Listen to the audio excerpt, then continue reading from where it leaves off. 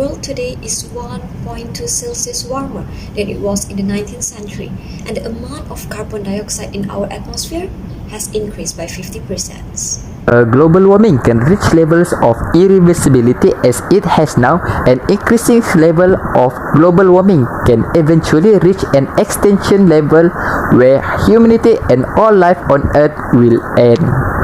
Since our atmosphere is getting hotter, more turbulent and more unpredictable because of the boiling and churning effect, our local weather and global climate is further agitated, heated and boiled.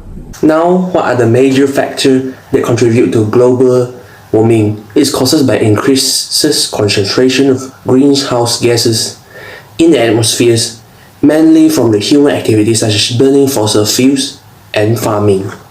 Our scientists are more than 95% certain that nearly all of global warming is caused by increasing concentration of greenhouse gases and other human-caused emissions.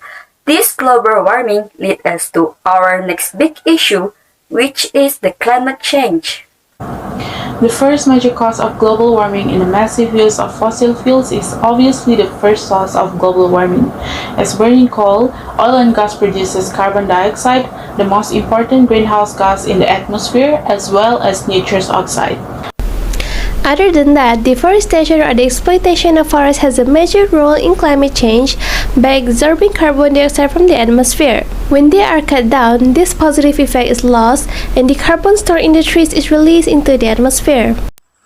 Another cause of global warming is intensive farming, not only with the ever-increasing livestock, but also with the plant production products and fertilizers.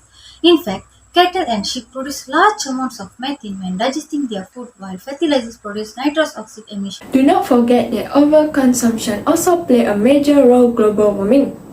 In fact, it is responsible overexploitation of nature resources and emission from international freight transport, which both contribute to this issue that we are talking about.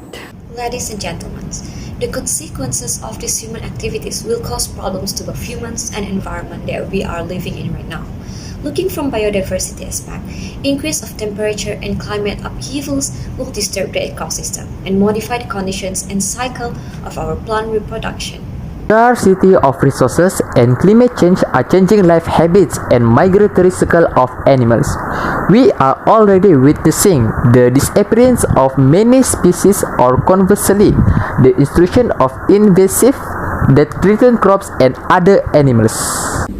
Because of global warming, permafrost and ice are melting massively at the poles, increasing the sea level at a rate never known before.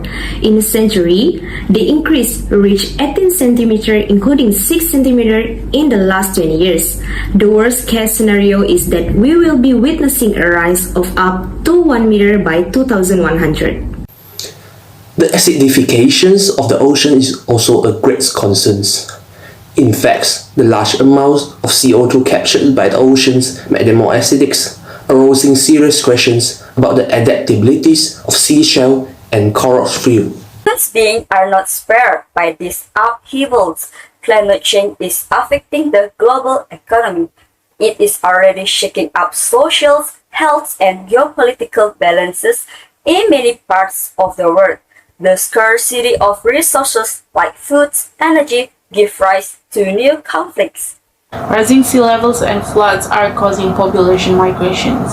The small island states are in the front line. But we must do something about it, right? So, good news. There are ways to reduce global warming. The first way to prevent climate change is to move away from fossil fuels. What are the alternatives? Renewable energies like solar, wind, biomass, and geothermal. Next is water and energy efficiency, whereby we need to reduce our consumption of energy and water by using more efficient devices such as LED light bulbs, innovative shower system, plus they are less costly and equally important. Third ways is to use public transportation. Go and promoting public transportation, carpooling, but also electric and hydrogen mobility to people around you. This can definitely help reduce CO2 emissions and thus fight global warming. In order to reduce CO2 emission from buildings caused by heatings, air conditionings, hot waters or lightnings, it is necessary both to build a new low energy buildings and to renovate the existing constructions. It's now time for us to move to sustainable agriculture and forest management. We need to encourage better use of natural resources, stopping massive deforestation as well as making agriculture greener. And more efficient should also be a priority. Be responsible in taking care of your own consumption. Adopting responsible consumption habits is crucial, be regarding food, particularly meat, clothing, cosmetics, or cleaning products. Last but not least, recycling is an absolute necessity for dealing with waste. It is never too late to solve this issue. Join us in saving our home now. Small steps will definitely take us to big success. Save our home, and Earth is our home. Home is where the heart is.